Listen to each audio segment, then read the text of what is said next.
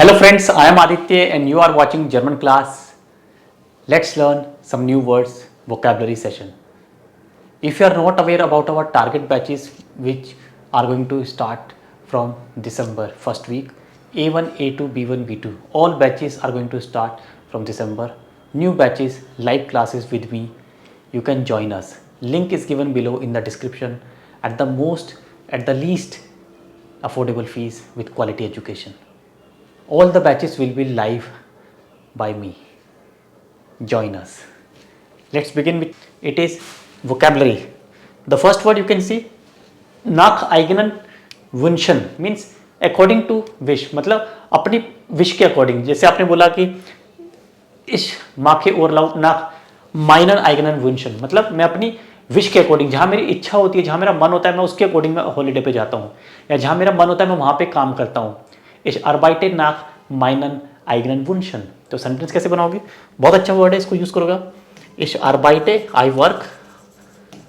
Ich arbeite nach eigenen, nach meinen लिख सकते हो आप साथ में, meinen eigenen मतलब मेरी अपनी इच्छा के अकॉर्डिंग. या फिर ich gehe in Urlaub, मैं हॉलीडे पे जाता हूँ. nach meinen eigenen Wünschen मतलब जहाँ मेरी विश होती है, जहाँ मेरा मन होता है मैं वहाँ पे हॉलीडे करने जाता हूँ, जहाँ मेरा मन होता है मैं वहाँ पे काम करता हूँ, और जहाँ मेरा मन होता है मैं वहाँ पे रहता हूँ. nach eigenen Wünschen बहुत अच्छा स्ट्रक्चर, इसको यूज करोगे आप. B1 B2 लेवल के स्टूडेंट्स के लिए प्रॉब्लम यही होती है, they are not able to write properly, they are not in a situation to use रेडियोमिटल and you should pay attention. If you are in B1, you are in A2, you must see all my vocab videos. There is a separate playlist. Go and improve your German now. Viele Gefahren. Viele Gefahren means lot of dangers. Gefahren means danger. Many dangers means es gibt viele Gefahren oder es besteht die Gefahr. कहीं पे danger है, कहीं पे खतरा है, तो हम कैसे बोलेंगे? Es besteht die Gefahr और here besteht die Gefahr. यहाँ पे खतरा है. Here besteht die Gefahr मतलब यहाँ पे खतरा है, यहाँ पे डेंजर, यहाँ पे नहीं जाना है. Here besteht die Gefahr. या फिर हम बोल सकते हैं किसी चीज़ के लिए ये डेंजरस है, das ist gefährlich. Gefährlich is adjective, ठीक है. gefährlich, something is gefährlich, das ist gefährlich, ये डेंजरस है. तो gefährlich और Gefahr दोनों में डिफरेंस है. This is noun and this is adjective.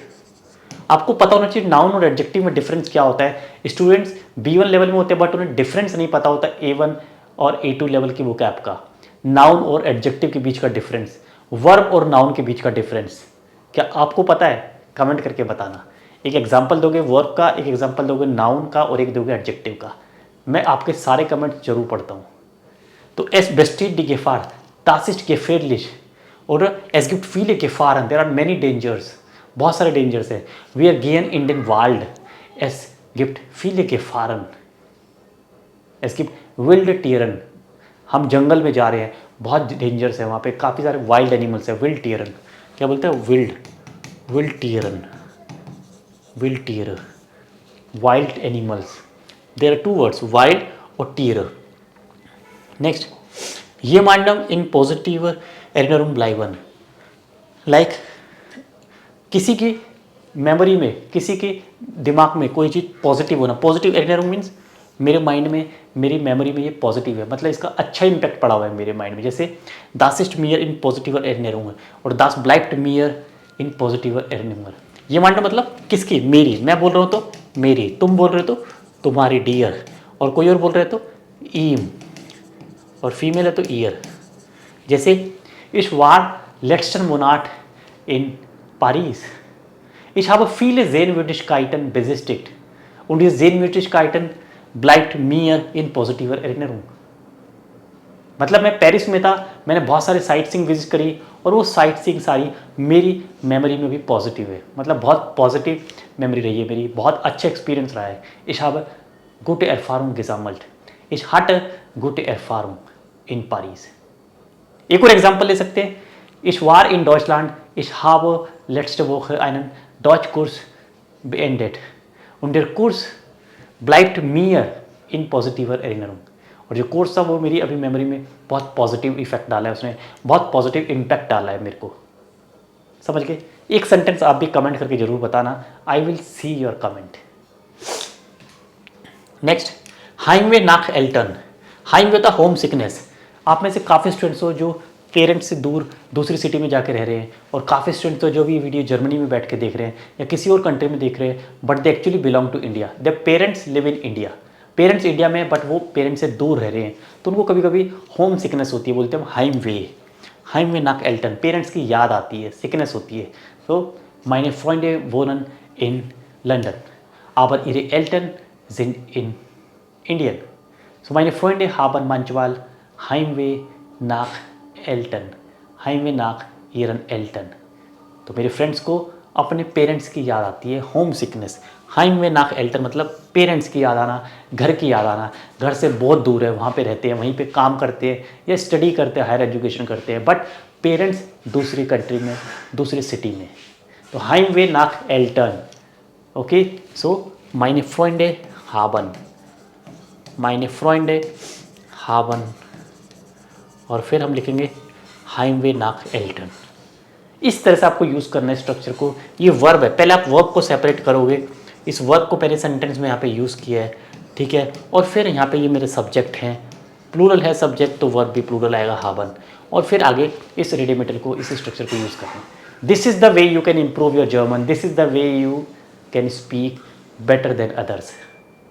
You have an edge over others because you watch my videos, you watch my vocab videos. Recommend it to others, tell others so that they can also get some good information, good knowledge. Next, Urlaub verbringen. Verbringen होता है basically spend करना, कोई time spend करना, अच्छा time spend करना, खराब time होना, और हॉलीडे पे टाइम स्पेंड करना। Urlaub verbringen. Ich habe meinen Urlaub in den USA verbracht. Ich habe meinen Urlaub in Deutschland verbracht. मैंने अपना हॉलीडे जर्मनी में बिताया, इंडिया में बिताया, यूएस में बिताया। आपने अपना हॉलीडे कहाँ बिताया? वो haben Sie Ihren Urlaub verbracht. Urlaub verbringen, देख रहे हो आप, नॉर्मली हम Zeit verbringen पढ़ते हैं। Ich habe viel Zeit verbracht. Ich verbringe viel Zeit mit Familie. मैं फैमिली के साथ टाइम स्पेंड करता हूँ। Ich verbringe nicht viel Zeit mit Familie, weil ich 12 Stunden arbeite. कुछ लोग 10 घंटे 12 घंटे काम करते हैं, तो उनके पास फैमिली के लिए टाइम बहुत कम होता है। Sie haben weniger Zeit. और कुछ लोग हॉलीडे में टाइम स्पेंड करते हैं, उनके पास बहुत फ्री टाइम है। Sie haben mehr free Zeit. Sie haben viel free Zeit, free Zeit. तो हॉलीडे पे टाइम स्पेंड करना, तो वो इंडियन USA प्लूरल होता है, इंडियन USA में, या फिर इन डॉइचलैंड आपने कहाँ पे टाइम स्पेंड किया? वो haben Sie Ihren Urlaub verbracht. आपने कहाँ पे अपना हॉलीडे स्पेंड किया? Kinder haben Sommerferien, Kinder haben Winterferien und Sie verbringen Ihren Urlaub in den USA, in Deutschland. बच्चों की हॉलीडेज होती हैं, समर वेकेशन, विंटर वेकेशन, तो वो हॉलीडे स्पेंड करने के लिए जाते हैं पेरेंट्स के साथ किसी दूसरी सिटी में, दूसरे प्लेस पे, हिल स्टेशन पे, या सी के नज़दीक, या लेक के पास, ओशन के पास, या किसी आइलैंड पे जाते हैं, डिफरेंट लोकेशन पे जाते हैं। तो Sie verbringen ihren Urlaub in verschiedenen Städten, in verschiedenen Ländern, अलग अलग कंट्रीज़ में तो लैंडर्न, सिटीज़ में स्टेटन, ठीक है, प्रेपोजिशन इन। आप भी बताओगे आपने अपना लास्ट हॉलीडे कहाँ पे स्पेंड किया था? Urlaub verbringen. Übersicht. Übersicht means overview, किसी भी चीज़ का ओवरव्यू लेना। बुक पढ़ रहे उसका ओवरव्यू, इसमें eine Übersicht haben। एक होता है Überblick, Überblick होता है एक नज़र मारना, einen Überblick werfen, एक नज़र मारना, बोलते ना जरा मुझे अपनी बुक बताओ, एक नज़र मारनी है, इसमें einen Überblick werfen, या इसमें Übersicht machen। Übersicht ओवरव्यू लेना, किसी चीज़ का ओवरव्यू लेना। अच्छा, ये सिचुएशन है, इसका भी ओवरव्यू ले सकते हैं। कोई हम बुक पढ़ रहे, हम उसमें Überblick एक नज़र लगाएंगे। Übersicht मतलब ओवरव्यू, किसी का एक ओवरव्यू लेना, एक आइडिया लेना, रफ आइडिया लेना। Übersicht haben, Übersicht haben और Überblick machen, ध्यान रखना। Der Blick, Übersicht, die और Überblick, der Überblick, next eine Karte beantragen, eine Karte beantragen, beantragen होता है एप्लीकेशन अप्लाई करना, रजिस्टर करना किसी चीज़ के लिए। eine Karte किसी कार्ड के लिए, हम विज़ुम के लिए भी करते हैं, ein Visum beantragen, eine Karte beantragen।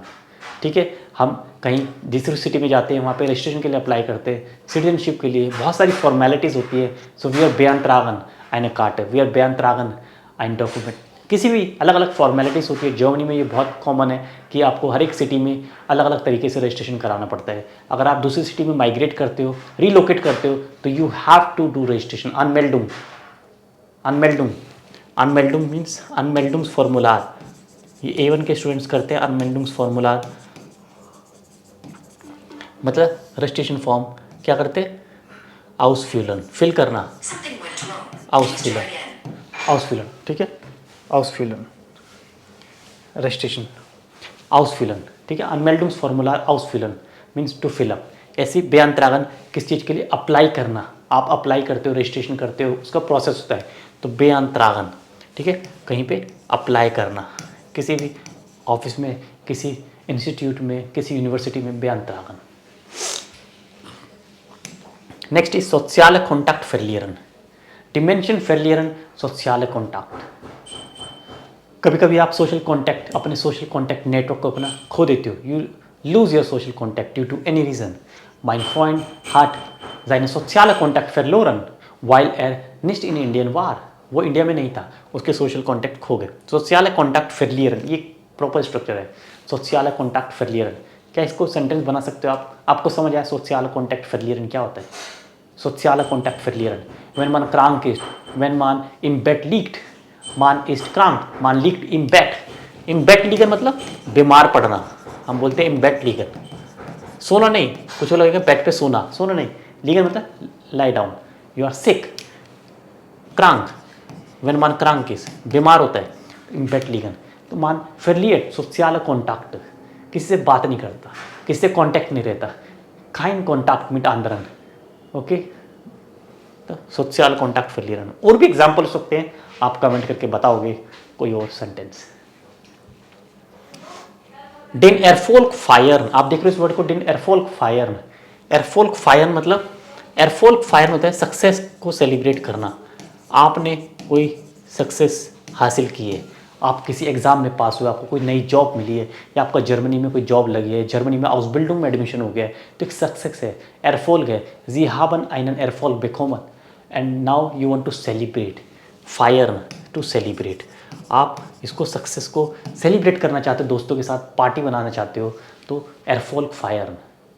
Mein Freund hat einen Job in Deutschland bekommen, möchte seinen Erfolg feiern.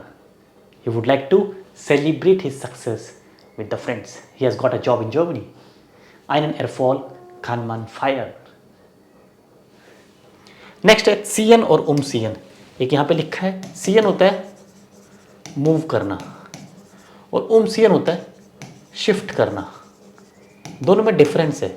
umziehen यहाँ पे इसका नाउन भी होता है umzug, umzug आपने पढ़ा हुआ वर्ड umzug, umzug की थेमा भी होती है shifting from one city to another, one country to another, because of transferable job, job बदलती रहती है तो आप भी रीलोकेट होते रहते हो। umzug, umziehen, mein Freund zieht nach Bangalore um, er war in Noida, er war in Delhi, jetzt wohnt er in Bangalore, er ist umgezogen, yes shifted, umgezogen, perfect क्या हुआ, umgezogen, शिफ्ट हो जाना, umgezogen, shift हो जाना, और sein helping हुआ है, ist, er ist nach Berlin umgezogen, किस जगह पे शिफ्ट हुआ है, तो nach आएगा डेस्टिनेशन, कहाँ पे शिफ्ट हुआ है, umgezogen, ठीक है, शिफ्ट होना।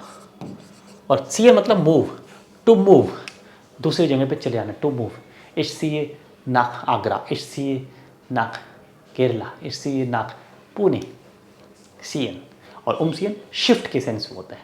इस तरह के बहुत सारे प्रीफिक्स होते हैं। आई होप आपको वीडियो पसंद आई होगी। आज की वोकैब क्लास कैसी लगी, अपना फीडबैक जरूर देना नीचे कमेंट में, and do follow me and like this video, subscribe the channel, follow me on Telegram and Instagram, all the links given below. Thank you so much. Auf Wiedersehen, bis bald.